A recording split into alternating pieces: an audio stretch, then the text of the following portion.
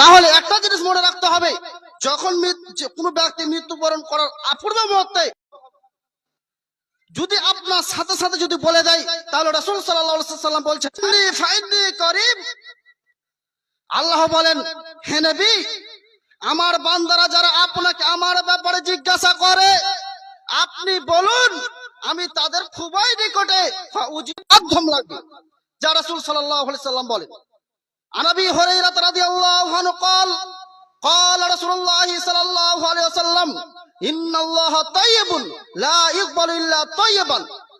আবু হুরায়রা রাদিয়াল্লাহু আনহু বর্ণিত, তিনি বলেন নবী করিম সাল্লাল্লাহু আলাইহি ওয়াসাল্লাম বলেছেন, নিশ্চয়ই আল্লাহ হচ্ছেন পবিত্র এবং তিনি পবিত্রতা ছাড়া গ্রহণ করেন না।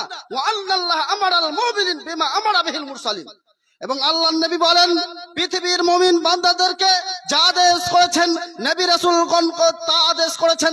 এই কথা রাসূল সাল্লাল্লাহু আলাইহি সাল্লাম বলেন। সুম্মা যাকার রাদুলুন ইউতুলিস সাফারা, এমস্তাই একজন ব্যক্তি দূর দূরান্ত থেকে সফর করে আসলো, তার হাতে পায়ে ধুলাবালি, এমত অবস্থায় আসমানের দিকে তাকিয়ে বলে ইয়া রাব্বি ইয়া রাব্বি বলে আল্লাহকে ডাকছে, ইয়া রাব্বি ইয়া রাব্বি বলে আল্লাহকে ডাকতে আছে, কিন্তু মাতআমুহু হারামুন ওয়া মাসরাবুহু হারামুন ওয়া মালবাসু হারামুন ওয়া গুদিয়া বিল হারাম ফাইন্নি আস্তাদিবু লিযালিক। কিন্তু রাসূল সাল্লাল্লাহু আলাইহি সাল্লাম বলেন তার খাদ্য হারাম, তার লেবাস হারাম, তার পানি হারাম, তার জীবিকা নির্বাহ হারাম, ফাইন্নি আস্তাদিবু লিযালিক। কিভাবে তার দোয়া কবুল হবে? তাহলে এবার দেখেন, দোয়া কবুল হওয়ার জন্য শর্ত কয়টা লাগবে বলুন তো? চারটি। কি কি লাগবে? খাদ্য ভালো হতে হবে, পানি ভালো হতে হবে, লেবাস ভালো হতে হবে, পুরো শরীর ভালো লাগবে। যদি পুরো শরীর ভালো হয় তাহলে রাসূল সাল্লাল্লাহু আলাইহি সাল্লাম বলছেন তার দোয়া কবুল হবে। যদি তার ভালো হয় তাহলে তার জন্য জান্নাত নিশ্চিত, সে জান্নাতে যাবে, নচেত সে জান্নাতে যেতে পারবে না, যা একাধিক হাদিস দ্বারা প্রমাণ।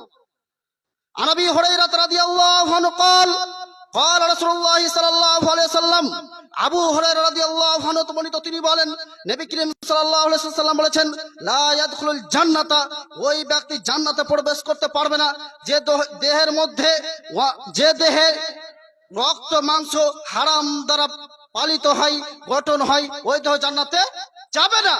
যে শরীরের মধ্যে হারাম সম্পৃক্ত থাকবে, হারাম জড়িত থাকবে, ওই দেহ জান্নাতে যাবে না, যাবে না, যা একাধিক হাদিস দ্বারা আমরা বুঝতে পারলাম।